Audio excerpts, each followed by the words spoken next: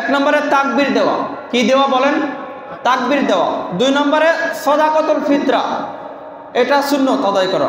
অনেক জায়গায় হয় কিন্তু এখানে হয় কিনা আমি জানি না। সাদাকাতুল ফিতরা দেওয়া সুন্নত মিসকিনদের মাধ্যমে। আবার খাবার দেওয়ার কথা, খেজুর, 4টা খাবারের কথা আছে। একটা আছে খেজুর, তারপরে আছে জব, তারপরে আরেকটা কিশমিশ, আরেকটা কি যেন খেয়াল নাই। 4টা খাবারের কথা আছে হাদিসে। এই 4টা খাবার দেওয়ার কথাও বলছে। 3 নম্বরে গোসল করা, 4 নম্বরে নতুন কাপড় পরিধান করা, 5 নম্বরে আতর খুশবু ব্যবহার করা, এটা সুন্নত। 6 নম্বরে ঈদগায় যাওয়ার আগে মিষ্টি মুখ করা।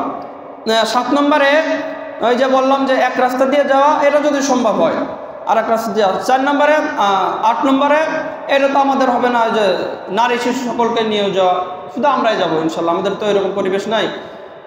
9 নম্বরে 2 রাকাত নামাজে ওই যে 6 তাকবীর দেওয়া। 10 নম্বরে খুতবা, মনোযোগ দিয়ে খুতবা শোনা। 11 নম্বরে সকলের সাথে যারা যাবে ঈদগাহে সকলের সাথে সম্ভব হলে সকলের সাথে শুভেচ্ছা বিনিময় করে, এটা সুন্নত।